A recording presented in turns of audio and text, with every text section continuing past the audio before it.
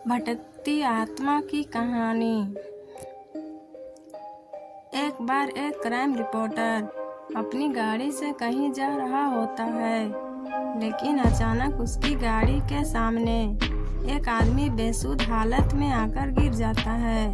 तभी crime reporter अचानक अपनी गाड़ी का ब्रेक लगा लेता है, लेकिन वह बहुत घबरा जाता है। उसे समझ नहीं आता कि इतने सुनसान रास्ते में ये आदमी कहाँ से आया। तभी वह हिम्मत करके गाड़ी से बाहर निकलता है और उस आदमी को उठाता है। तभी वह घबराते हुए रिपोर्टर से बताता है कि कोई उसे जान से मारना चाहता है, इसलिए वह अपनी जान बचाकर भाग रहा था। लेकिन रिपोर्टर को उसकी बात पर भरोसा नहीं होता।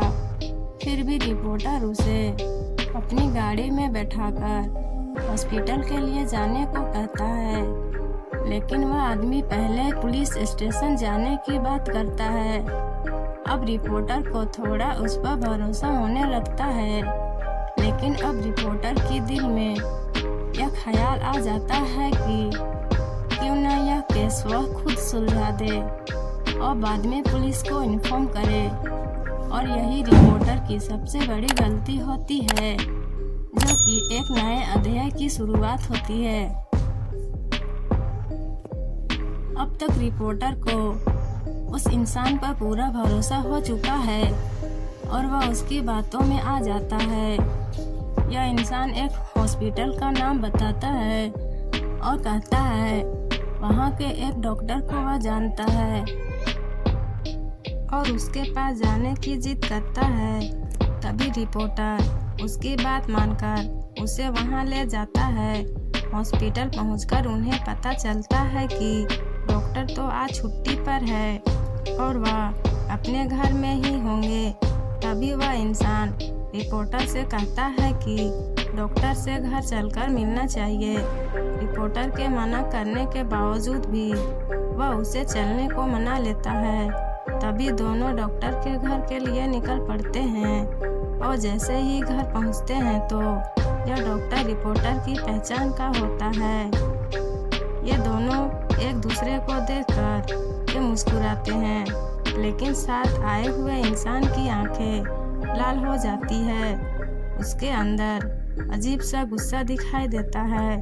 डॉक्टर रिपोर्टर को घर के अंदर बुलाते हैं। डॉक्टर घर में अकेले ही होते हैं और इतनी रात को अचानक इनके आने से डॉक्टर को कुछ अजीब लगता है।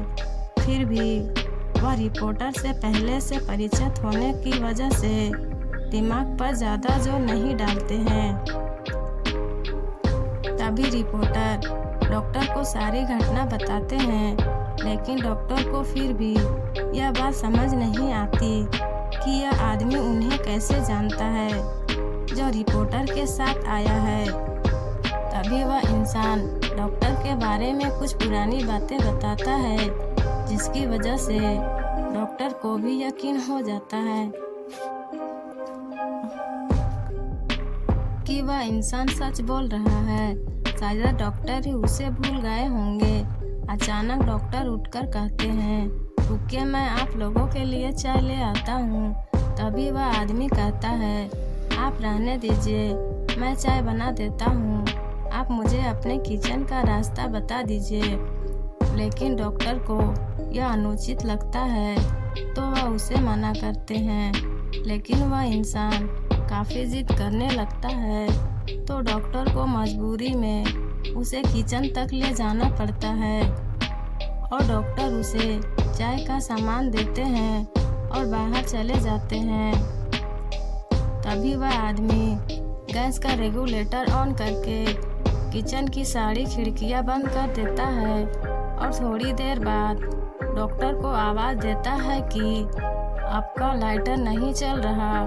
डॉक्टर जैसे ही किचन में आते हैं तो उन्हें गैस की बदबू आती है, लेकिन वह सामान्य बात समझकर उस इंसान से लाइटर लेते हैं और जैसे ही वह लाइटर जलाते हैं वह आदमी बाहर भाग जाता है और अचानक गैस की आग डॉक्टर को चपेट में ले लेती है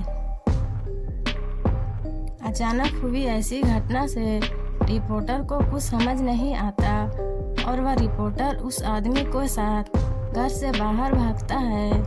रिपोर्टर यह घटना देखकर जल्दी से पुलिस को इन्फॉर्म करता है और साथ ही साथ फायर ब्रिगेड को भी बुलाता है, लेकिन तब तक बहुत देर हो चुकी थी। घटना स्थल पर पुलिस के आने के बाद रिपोर्टर उस आदमी के साथ वहां से निकल जाता है और गाड़ी की स्पीड तेज करते हुए कहीं अकेले स्थान में जाना चाहता है। दरअसल यह सब देख करके उसका दिमाग घूम चुका था।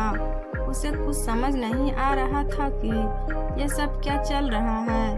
तभी अचानक बगल में बैठा हुआ आदमी उसकी गाड़ी का स्टीयरिंग व्हील घुमा देता है और गाड़ी रोड के किनारे एक खाई में चली जाती है।